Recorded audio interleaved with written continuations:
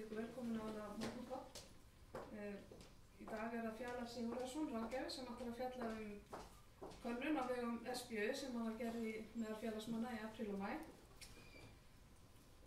Svo þegar hann hefur lokið máli sínu, þá hægt að vonandi verða einhverjar umræður og svona hugmyndir kasta fram og tilbaka og fjallað þessa könnun eða hvað og þá verða fyrir svörum hér fólk sem hefur verið búið að vera í ímyndarhópnum undanfarið ár.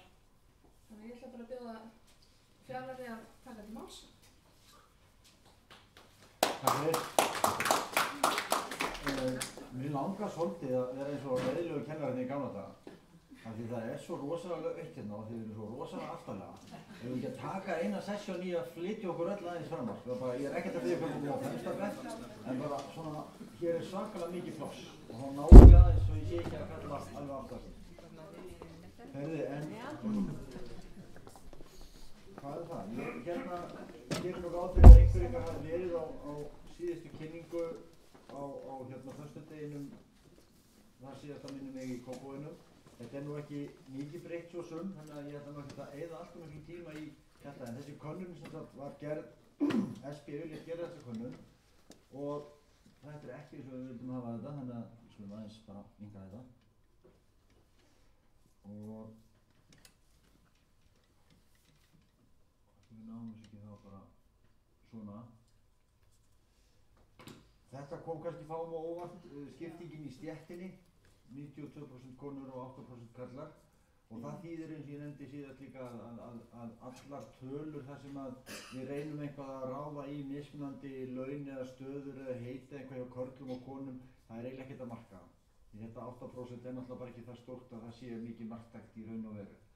Aldursskiptingin og ég hef alltaf svolítið gaman að því að einfalda tölfræðina af því að við erum ekkert að hugsa mikið í brotum eða brotabrotum og í smáatriðum, þannig að þetta bara svona mjög gróflega skipt þannig og það náttúrulega auðvitað, maður hefði ætlað að þessi hópur mundi líklega koma til starfa eftir háskólanám sem væri kannski 24, 25 eða eitthvað svoleiðis. En í staðinn virðist það þannig að þetta á að vera ágætis hópur þarna undir yngri 36 ætti að vera tiltölulega svipað aldursbil hefði maður ætlað af óreyndu. Þannig að það væri 10 ár í hverjum hópi, þannig að það munar kannski svolítið miklu, en svo náttúrulega kemur í ljós kannski ef maður færi að grúfa sig ofan í það hvað menn eru lengi að klára eða hvort menn eru að gera þetta í seinna skiptið í námi eða hvernig það Hér ein tölfræði karla og konur og það svona, ef maður súmerar upp hversu stórt hlutfall af kynjónum í fullu starfi og það enn og aftur, takið þessu mjög varlega.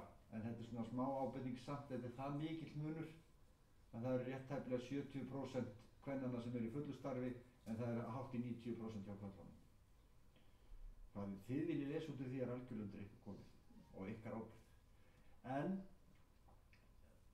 sama gildur þetta hérna, heildarlaun ef við allir væri í 100% vinnu, hér ég bara að raða þessu til þess að líka gera þetta svolítið þannig að þetta ekki svo hárnákvæmt, við erum ekki að fara í launaseðlana eða neitt svoleiðis, heldur þetta bara hvað ertu með og menn nefna tölur. Voru menn, aftur hér spyrir, voru menn að nefna tölur beint eða voru menn að setja sig á bil? Það bil. Menn settu sig á bil, já. Þannig að þetta í rauninni þá bilin, hérna á bilinu 260 upp í 330, frá 330 upp í 4 og svo framvegis. Þannig að þið sjáu hvar grúpa sér svona stærsti hópurinn. Og þetta mjög spennandi, væri spennandi að fara í gegnum það að krossa þetta við til dæmis hvar menn að vinna og svo framvegis og það eitthvað sem að væri væntanlega hægt að gera ef maður kæmist í hrágögnin í réttum græjum. Hvar erum við að vinna? Það þessi þrískipting og enn og aftur væri náttúrulega voðalega gaman að sjá þessa hérna, hún voru ekki 9% einkaaðilar, eitthvað svoleiðis sem eru vinnuveitendur. Þess að 9% vinna hjá einkaaðilum og allt þetta væri mjög forvitnilegt að sjá í samhengi við aðrar breytur eins og laun eða afstöðu til vinnunar og svo framvegis. Svo kemur þessi spurning. Og þetta lítur að snúa að ykkar upplifun fyrir því hvort að fólk viti almennt hvað þið eru færir að gera. Vissulega svolítið gildishlaðin spurning þannig séð að hvað við erum fær að gera, það svona svolítið óskikja í því að áttar það hvað ég er æðislegur. En sko, samt sem áður, það er alveg valið að spurja svona og við erum að leita eftir því að átta okkur á því af því að ég held að marga í stéttinni grunni að fólk sé haldið gamaldags fordómum, ekkert endilega neikvæðum fordómum þannig séð, en bara svona fordómum af vanþekkingu á því hvað þetta fag og hvað þið sem fagmenn getið í rauninni gert. Svona svaraði ég þessu síðast. Það er að segja, svona stilti ég þessu upp fyrir ykkur síðast. En ég fór hins vegar að skoða þetta eins betur og ég er ekki alveg sáttur þessa niðurstöðu sem komst að síðast þetta væri svona 50-50. Ég held að útkoma sé miklu verri þegar maður fer að skoða það, því að ég verð bara að segja hreint út, ég held að spurningin sé vitlaus, röng, illa orðuð. Og aðalglæpamaðurinn í þessu, það því að þetta lítur út svona, það lítur mjög vel út. Kúrfan hallar vel hérna yfir í jákvæðu hliðina sko, þannig að við erum bara nokkuð ánægð með þetta og segjum bara já, þetta er alveg vel yfir. Það virðist vera meirihluti félagsmanna að telja að fólk viti alveg hvað við erum færum að gera. En svo fór ég að skoða, litla krimman hérna, að nokkru leyti. Og ég hugsaði bíddu, að nokkru leyti, ef ég sleppi jáinu fyrir framan þetta að nokkru leyti. Þegar nú er náttúrulega ákveðin tilhneiging hjá fólki til að svara frekar já heldur en nei í könnunum. Mér finnst þetta ekkert vera svo rosalega jákvætt. Og ef ég horfa á þetta hérna, nei, alls ekki, þá markar það algjört 0, að menn veit ekki neitt. Og þetta er 4 stiga könnun, þannig að ef þetta er algjört nei og 0, þá liggum við að þetta sé 100%, já mjög vel. Þannig að þetta biðjum ekki meira, þannig að veit enginn 100% hvað við gerum. Þannig að ég myndi segja að þetta er 100% og þetta er 0%. Og það þýðir að þessi 2 hérna eru raunin að taka, þannig að þessa á að skalast alveg upp í 90 eitthvað prósent að já, fólk veit alveg upp á 99% hvað við erum að gera. Já, gefum því 90%. Ég segi, nei, máltilfinning mín segir mér að ef maður svarar já að nokkru leyti, hvað veistu mikið, hann kannski ekki á þetta. Já, svona nokkuð, það er ekkert, mér finnst það valla skríða yfir miðju.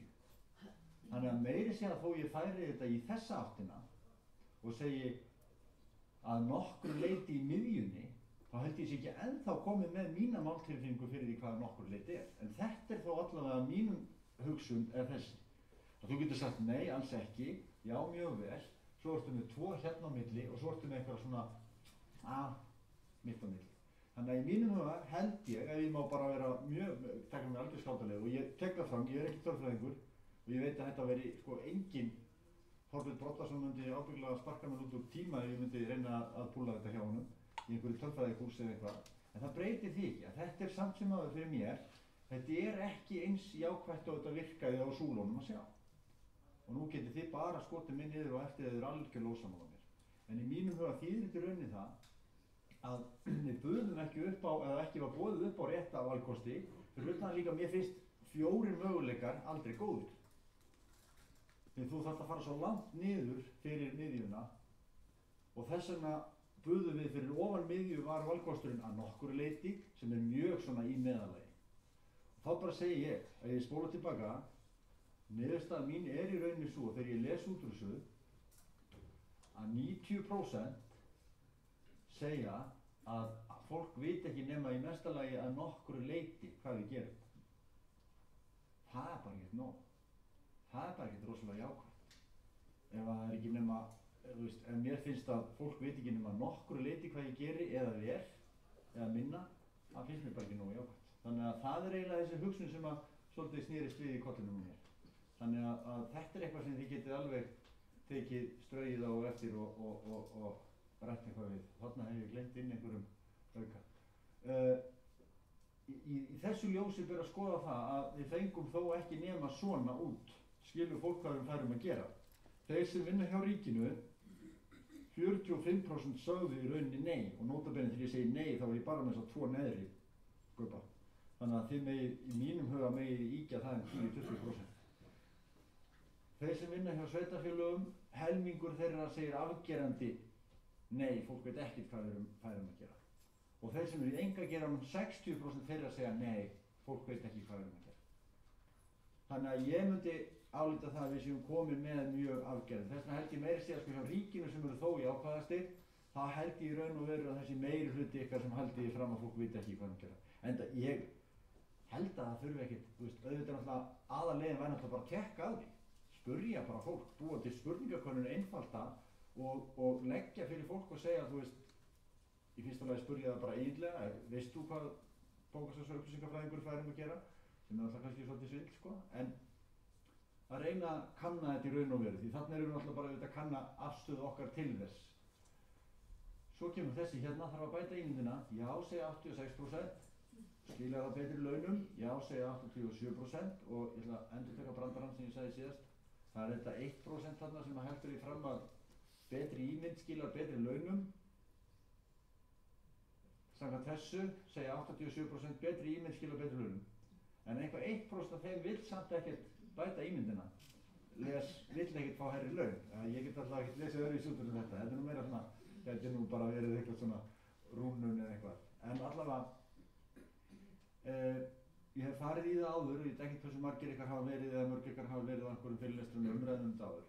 En þetta orð ímynd er rosalega leiðilegt, þetta er rosalega tilgerðarlegt og virðist svona eins og maður ætla að bregða svona einhverju svona velhannaðri kápu og axlirnar sem liggur svona létt yfir og er alveg í sömu tötrónum undir.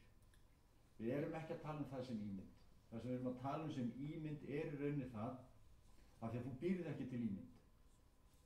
Þú situr einfallega uppi með það að fólk flokkar allt sem það sér. Og nú er ég ekki að tala um flokkun svona nákvæmlega eins og því þekkið, þetta er bara einfallega til þess að við getum sem mannverur lifað af, þá verðum við að flokka. Við getum ekki stúderað allt ofan í kjölinn sem við sjáum. Þannig að við bara hendum öllu í svona box og hillur og setjum á merkimiða og svo köllum við það stereotypur þegar það er eitthvað neikvætt eða fordóma þegar það er mjög neikvætt. En svona lifum við bara. Við sjáum eitthvað og við setjum það bara yfir. Og maður fær ekkert tækifæri gagnvart venjulegu fólki, því að venjulegt fólk hefur ekki svona mikinn áhuga á því sem við erum að gera. Þið hafið ekkert svona brjálæðislegan áhuga á mér og mínu lífi að þið getið áttað ykkur á því að ég er sko aktífur í þessu og með þessi áhugamál og þetta og svona. Þið eru bara með að þetta er einhver ráðgjafi sem að einhverju segja kannski að það var einu sinni í sjónvarpinu og þar með er bara hillan mín komin. Ég er í þeirri hillu. Og þá get ég sagt það er mín ímynd, því að það er það fyrsta sem kemur upp í hausinu á fólki þegar það sér mig eða kannast við mig. Saman með bókasafns- og upplýsingafræðinga. Þið getið ekki fengið að vera á mörgum stöðum í hillunum hjá fólki. Fólk setur ykkur á eitt stað í hilluna og hvaða staður það er, hvort það er svona niðri í drastskúfunni eða hvort það er uppi með póstunistittunum eða einhver stað svona mitt á milli. Hvort það er jákvætt eða neikvætt er sem sagt ekkert aðalatriði í rauninni heldur bara hversu nákvæmt það er. Það er undir ykkur komið dagsdaglega í ykkar störfum, í öllu því sem kemur frá ykkar samtökum og öllum ykkar umræðum og öðru slíku. Það smátt og smátt skapar þessa ímynd sem er til staðar á stéttinni og á þá ykkur í stéttinni. Og það er ekkert, því verður ekkert reddað með nokkrum auglýsingum eða einhverju svoleiðis. Það er bara svona jafnt og þétt einhver ykkar vitund sem bókasafns- og upplýsingafræðinga sem mun koma fram og birtast fólki dagsdaglega trekk í trekk ár eftir ár. Það fer þá að breyta. Og við erum búin að hafa nokkrar aldir til að venja okkur við að þið sýslum með bækur. Þannig að það er skiljanlegt að það taki svolítinn tíma að breyta þeirri ímynd.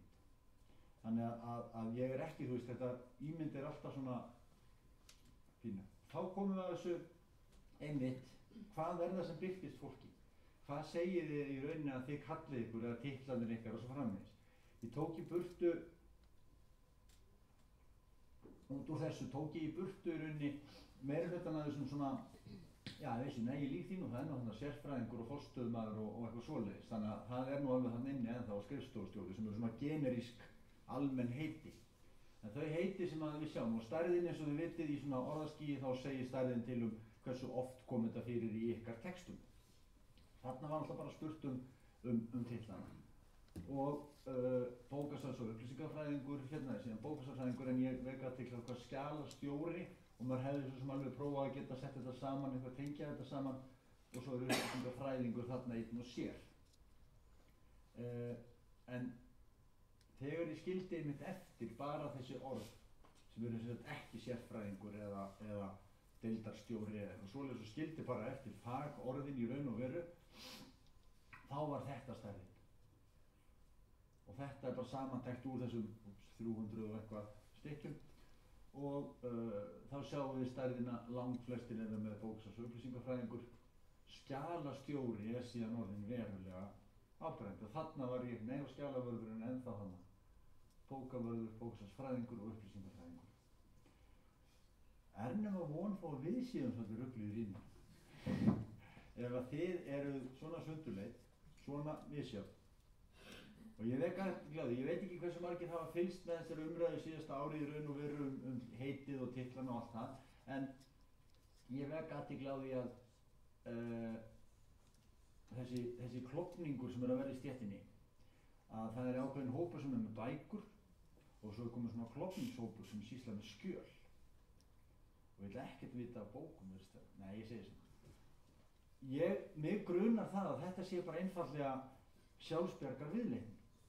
Að þegar þú ferð út úr þessu gamalkunnu og umhverfi bókasafnsins, ferð út og jafnvel út á einhvern meiri vinnumarkað sem að snýst þar sem að ég hef bara fatt allt í einu hefðum getað spurt. Vinnustæðurinn, tilgangur vinnustæðurins, hann í raun og veru bókasafns- og upplýsingafræði eða skjalastjórnun eða eitthvað svoleiðis? Þetta safn í eðli sínu eða ert að vinna í einhverju fyrirtæki sem hefur einhverja allt aðra funksjón og þú ert stoðdeild í þeirri funksjón? Það held ég skipting sem að mætti fara að skoða aðeins hjá hópnum, því ég held að það ráði svolítið miklu, því að minn grunur sá að þeir sem eru komnir í þetta stoðhlutverk við aðrar funksjónir í fyrirtækjum eða stofnunum einhvers staðar, þeir finni hjá sér hvöt til þess að gera sig meira gildandi með því að rífa sig aðeins frá bókasafninu og fara aðeins yfir í eins og til dæmis það að kalla sig eitthvað sem tengist skjölum. Og auðvitað held ég að launafjekkinn spili þarna inn í, því að ég held að það sé hreinlega sterkari stað. Nú svolítið ég að fabulera með þetta, en mig grunar þetta sterklega. Að fólk farið þarna yfir, fyrstu sem að byrjuðu og þá það bara byrjuð upp á með bókasafnsfræðingur, hvað ætlar hann að gera? Ætlar hann að sussa á okkur eða, þú veist, í einhverjum fyrirtækjum. Og þá fer þetta að fara að snúast þannig, þetta mikilvæg staða, hér allt í fyrirtækinu allt vaðandi í skjölum, að við erum að búa til skjöl, alveg sko á fullum krafti hverjum degi, það verður einhver að halda utanum, það verður einhver að halda upplýsingunum til reiðu handa okkur þegar á það að halda og svo framvegis og þar með myndast þessi þörf. Ég held að það sé samt svolítið sko dæmigert og það svolítið sem að tengist okkur Íslendingum að þegar við búum til ný orð þá förum við alltaf í einhvern svona áþreifanlega hluta af því sem við verum að reyna að búa til orðið yfir. Þegar ég nefndi þetta einhvern tímann hérna í einhverju kynningunni, þegar að síminn var fundin upp, þá fóru menn sko, á engisaxneskunni fóru þeir í latínustofna og hugsuðu telefón og það þýðir bara í rauninni einhver rödd úr fjarska eða eitthvað svoleiðis. Og það náttúrulega það sem fyrirbæri gerir. Við fórum hins vegar beint í, já, hér lína í eitthvað tæki og maður heldur á því, köllum þetta sími sem þýðir þráður. Og svo breytist formið á röddinni úr fjarska og verður allt í einu án þess að nota þennan þráð. Þá erum við komið með þráðlaus sími sem eiginlega þráðlaust þráður. Þannig að við sjáum að við lendum stundum í þessu að við köllum hlutina einhverju svona áþreifanlegu nafni sem ekki innihaldið, heldur bara formið. Svo náttúrulega tæknin breytist og þá breytist formið. Þannig að ég held að það sé svolítið merkilegt að við erum með þessi tvö stærstu eru bók og skjal sem eru þá tvær útgáfur af formi fyrir upplýsingarna sem eru inn í þeim. Þannig að það er svona smá og það kemur inn á þetta hérna líka. Hérna voru opna spurningar.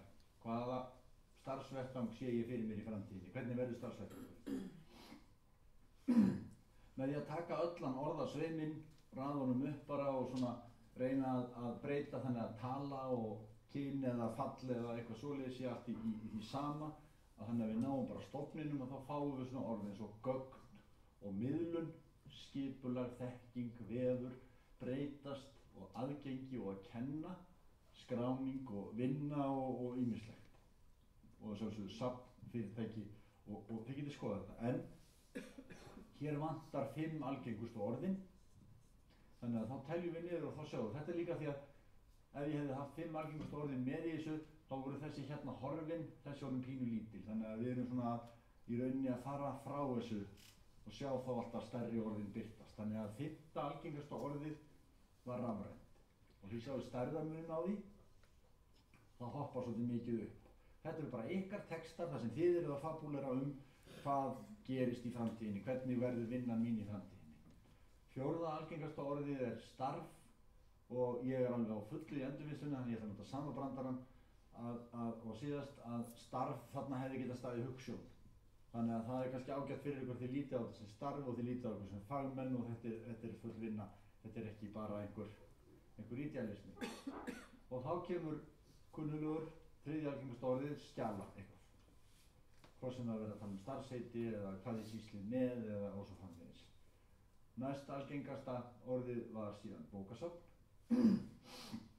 og ég veit athygli á safn hérna líka, þannig að við erum ekki alveg kannski að gefa því fullt, það gæti verið, en safn gæti náttúrulega verið annað en bókasafn. Og svo kemur sjáum við stærðarmuninn.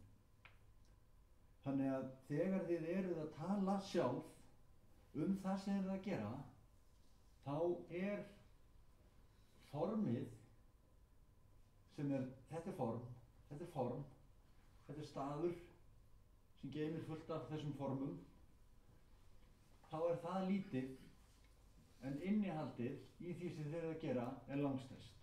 Þannig að þið eruð alveg í þessu, þið hugsið alveg í innihaldi, þið eruð að sýsla með upplýsingar, þið eruð að miðla upplýsingum, þið eruð að kenna fólki að leita sér að upplýsingum, allir þessir frasar koma fyrir. Þannig að það er svona, það sem stendur uppur hjá mér er í rauninni þetta, mér finnst þetta eiginlega svona að þessum glærum í rauninni vera svona mest áberandi. Og áttaði allt henni, ég tók ekki yfir hérna könnunina sjálfa, ætlaði að nefna aðeins nefnilega því ég fór ekki út í hérna spurninguna hvað viljiði að starfstitillinn sé.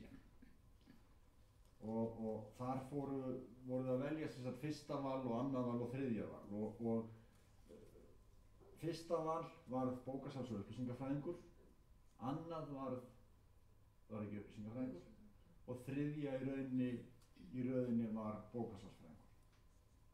Þannig að þar kemur þessi spurning sem menn hafa talað svolítið mikið að því að til hvers er leikurinn gerður, af hverju erum við að kanna þetta? Jú, gott að vita og allt það, en ég held að lykil spurningin í þessu í rauninni hérna hafi verið þessi hérna. Að þetta er í rauninni til þess eru reiðinni skortnir sko. Þess vegna erum við að gera þessa könnun, þess vegna erum við búin að vinna þessa vinnu og svo framvegis að því að við erum að velta fyrir okkur þarf að bæta þessa ímynd, mun að skila betri launum og við erum ekki bara að horfa á þetta heldur bara til að fá bólnar veski, heldur held ég þetta sé bara rík þörf hjá öllum að verða til gagns í því sem maður er að gera og að finnast maður vannýttur er ábyggilega með verri tilfinningu sem nokkuð maður upplifir. Og þegar fólk hefur ekki skilning á því hvað maður er fær, hvað maður getur og maður fær ekki að njóta sín, ef við kallum þær. Það er enginn að fara í reyna að komast í landsliði til að sitja á bekknum og það er enginn heldur til að fara í svona fag og læra þetta og byrja að starfa við það til þess að gera síðan bara eitthvað brot af því og nýta ekki alla hina þekkingu.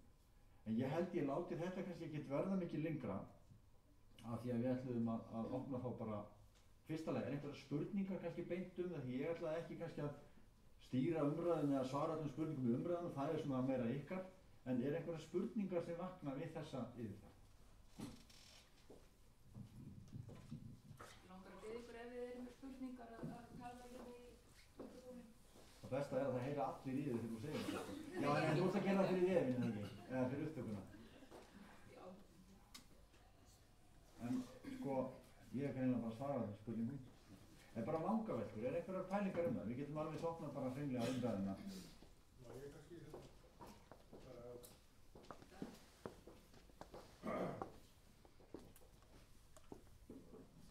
Þetta heyrist eitthvað? Heyrist eitthvað? Já, góðan daginn, takk fyrir fjallan. Þetta var aftur mjög fróðlegt og spennandi. Það vaknar náttúrulega spurningar, sko. Mér finnst upplýsingafræðingur líka leiðilegt og langt og ótjáttað. Ég vildi losna við þetta fræðingur, sko. Ef við getum búið til, sko, upplýsari eða eitthvað.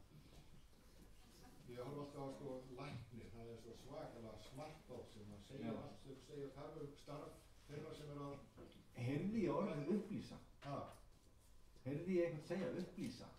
Upplýsa, já, kvennkynsorðið. Já, kvennkynsorðið upplýsa. Eins og fóstra. Já, ég er upplýsa. Það getur komið til greina.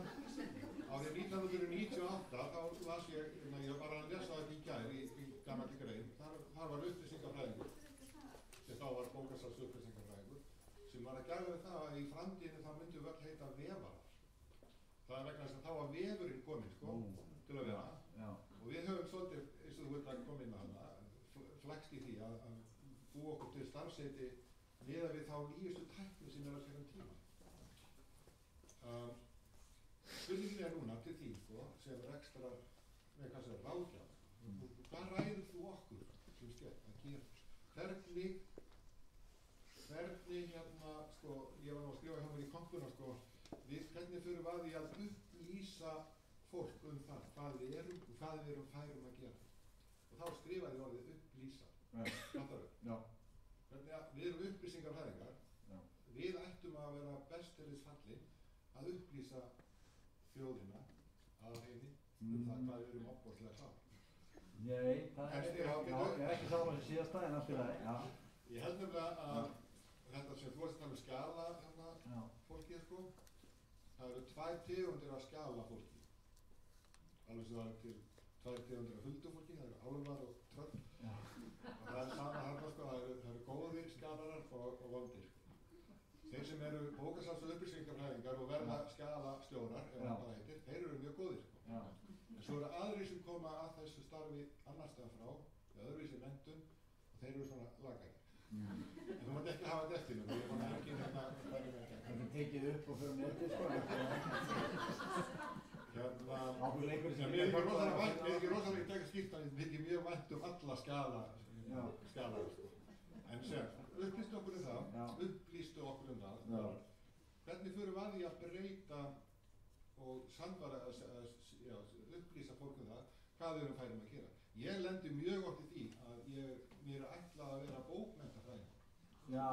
Já, þú veist þetta alls saman. Þú ert búin að lesa allar bækurnar í bókasafninu og þú kannt þetta alveg utan það, sko. Ég er með svona bókmenntaklúbb gamals fólks og þau halda alltaf að ég sé bókmenntafræðingur og viti nánast allt um bækur og innihald og stíla og svo.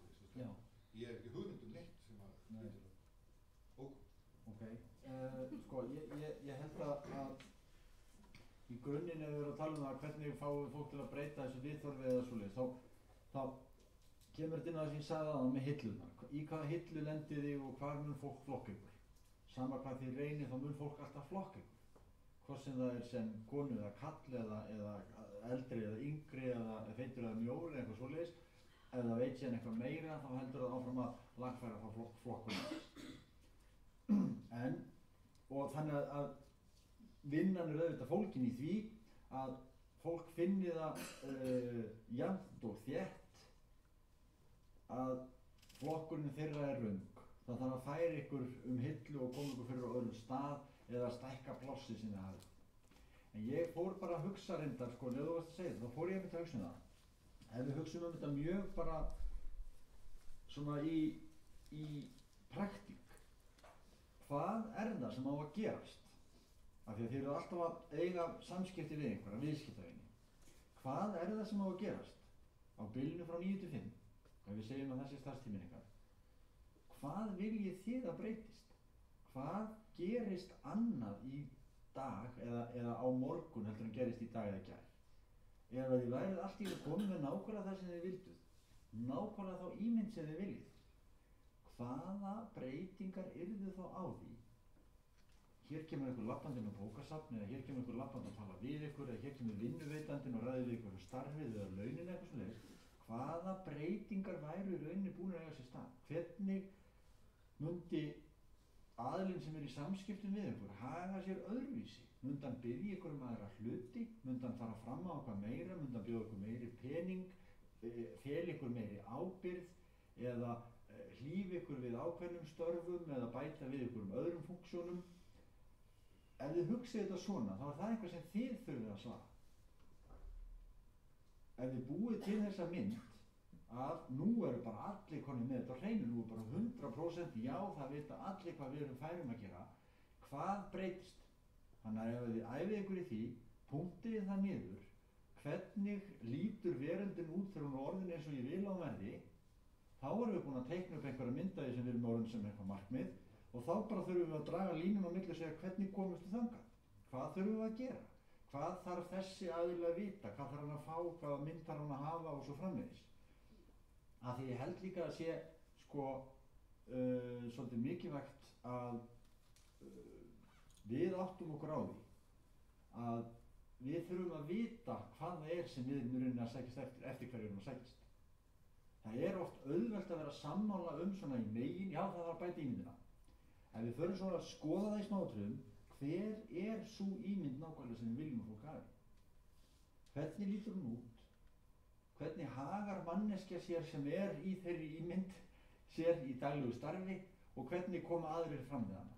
Og það er eitt sem ég nefnilega nefndi líka er það. Ég veit að þeir sem þið eru hérna kannski ekkert rosalega stór hópur, hér hefur verið meira fólk, það var ennþá meira fólk í Kópavogi og svo framvegis. Það er ákveðin kjarni sem er alltaf áhugasamur fæið og upplýsingafræðina sjálfa, eða sem sagt þetta sem þið eru að sýslaði alltaf dag. Þið viljið breyta og bæta og ná lengra og læra meira og geta meira og svo framvegis. Sá kjarni er alltaf til staðar í öllum félagskap og allstað. Svo er alltaf þessi stóri meirihluti sem er svona aðeins hægari í meðförum. Það er erfitt og ég veit að frústrasjónin verður oft svo og þeir sem eru aktífastir, þeim finnst þeir vera að draga vagn af fólki sem að gerir sig ekki grein fyrir kannski, segir já, við þurfum endilega að gera þetta en ég nenni kannski ekki að gera mikið. Þannig að við erum alltaf að draga fólk með okkur í eitthvað breytingastarf.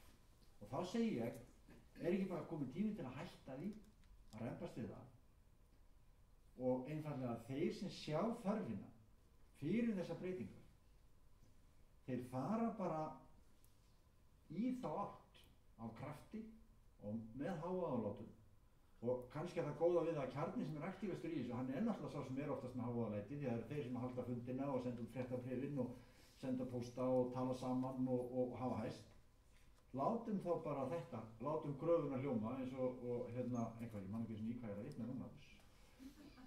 Það sé eitthvað, Íslandur NATO eða eitthvað líka, þetta hljómar eitthvað alveg rosalega gamaldags. En allavega, að láta þetta hljóma svolítið vel. Þetta er eins og gamla trikkið í brúðkaupsveislum eða stórum veislum þar sem er svona skipt á svona stór borð og fullt af ókunnugu fólki lendir allt í einu saman. Og svo er allir svona að brjóta ísinn og spjalla og eitthvað og svo kannski fer eitthvað að hlæja á einhverju borðið og þau sem er óslega gaman hjá þeim og eitthvað og þá hefðum við alltaf notað sama bragðið. Þegar ég hef lent í þess að nota alltaf sama bragðið, ég segi alltaf, heyrðu, komið hérna, allir á borðinu.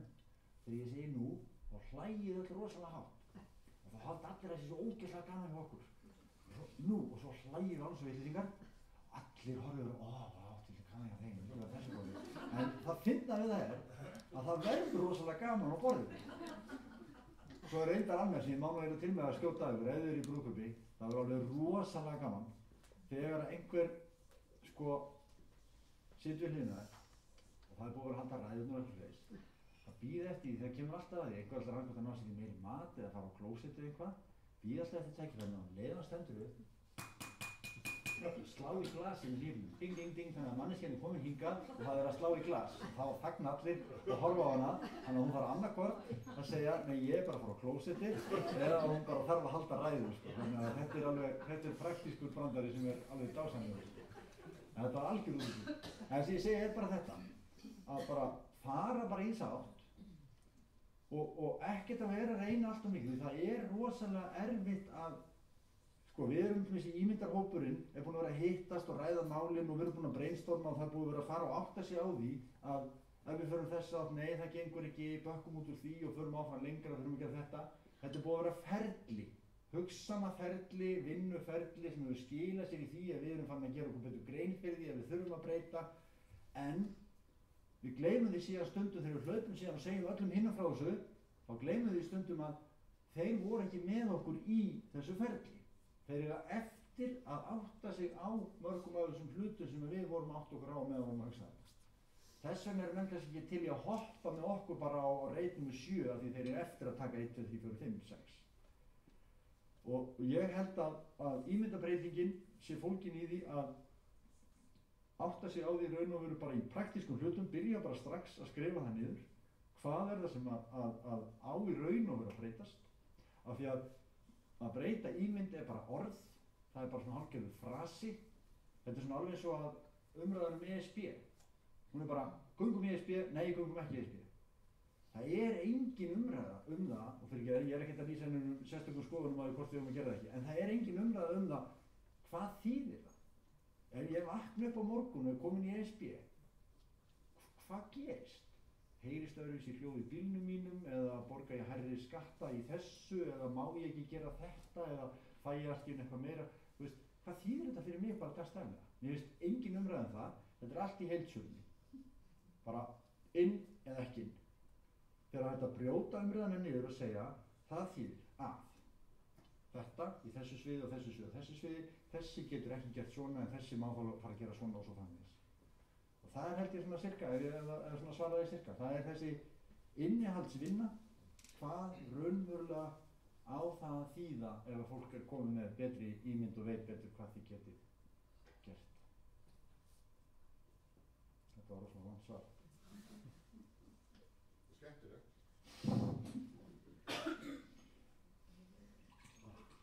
En ég ætla nú eiginlega einmitt ekki að sitja fyrir svörum sko, þannig að ef þið viljið ræða málin, svo má líka bara, þú veist. Já, bara segja þetta. Kannski er þetta óþægilegt að þetta er svo stórt, kannski verður þetta bara betra að brjóta þetta upp og fara bara aftur að kjafta, en ég veit það ekki, þið bara segir til. Má ég aftur taka það mál? Má ég að tala hér í þetta kaldarsæti? Það er ekki til þau. En þetta er ítskvæmt eftir það. Já, ég gerði það. Ég las í lögunum núna að fóstrur, leikskólakennarar, þeir eru konið með 5 ára háskóla. Ég held að þeir hafi byrjað frá litlu sem enda að breyta ímynd sinni, að leggja þetta mikla áherslu á menntunina. 5 ára háskólanám til þess að vera leikskólakennari. Ég lít svo persónulega að leikskólakennsla sé mikilvægasta starfið í þjóðfélaginu og ég hef alltaf haft að trú að leikskólakennarar ættu að hafa hærri laun heldur en háskólakennarar vegna þess að þeir bera ábyrgð á framtíð þjóðarinnar en háskólakennarar bera bara ábyrgð á einhverjum dreggjum þjóðfélagsins. Nei, kannski er ekki aðeins að 20 ára. En í morgun er sagt frá því að það sé eftir vill vandinn hjá leikskólakennurum, það fást ekki menn í námið. Fæst ekki fólk til að fara í leikskólakennarnám vegna þess að það hefur 5 ár. Og nú er talað um það jafnvel að stytta það aftur. Þannig að ég held að lausnin hjá okkur til dæmis með að breyta ímynd okkar sé ekki að fara að tala um að námið sé slæmt, þó að það sé kannski ekki eins gott og það gæti verið. En ég horfi líka á ég var að grínast á hann, eða Fjalar, með, þú sagði hvað, upplýsa, var ekki? Jú. Kvenkins orðið upplýsa, en akkur ekki bara að fara alla leið? Bara lýsi. Eða lýsa. Og það er spónsaraður. Lýsa, sko, við erum lýsur. Það væri til þess mér bara frábært, sko. Við lýsum upp verðum. Eða bara, heyrist í þessu? Eða bara uppljóstrari. En Já, heimildamaður er þetta raunin að sama. En það sem að, sko, svona ég hef mest verið að hugsa í þessu máli, það er það hvað það er óskaplega fátt fólk sem er undir 36 ára aldri og hver endurnýjun verður í stéttinni og hvernig hún fer fram. Ég hef áhyggjur af þessu hvað í raun og veru við erum ekki að fá að rétta fólkið inn í þetta nám eða sem kannski ekki að rétta forsendum. Við sjáum öll hvað tæknin er að breytast mikið í kringum okkur og ég held að við þurfum að endurhugsa þetta dálítið mikið og